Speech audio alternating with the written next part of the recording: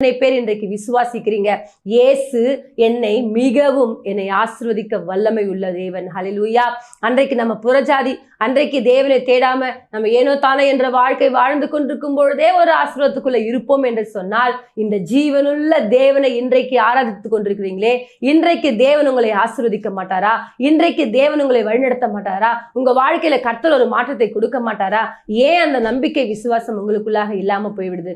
அநேக நேரங்கள் நான் ஜெபிக்கிறேன், நான் வேதத்தை வாசிக்கிறேன், தேவனுக்கென்று விதைக்கிறேன், ஆலயத்துக்கு சரியாய் போறேன், ஆனா கூட என்னுடைய வாழ்க்கையில நிறைய மாற்றமே இல்லாமல் இருக்குது, நான் ஆசீர்வாதமே இல்லாமல் வாழ்ந்து கொண்டிருக்கிறேன்னு சொல்லிட்டு நிறைய நேரங்களை ஃபீல் பண்ணி கொண்டிருக்கிறீங்களா?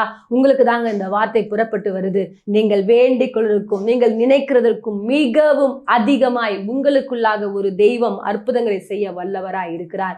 மிகவும் அதிகமான அதிசயங்களை நீங்கள் பார்க்க வேண்டுமா? இந்த தெய்வத்தை நீங்கள் உறுதியாய் பற்றி கொள்ள வேண்டும். நம்முடைய முற்பிதாக்கள் அப்படிதாங்க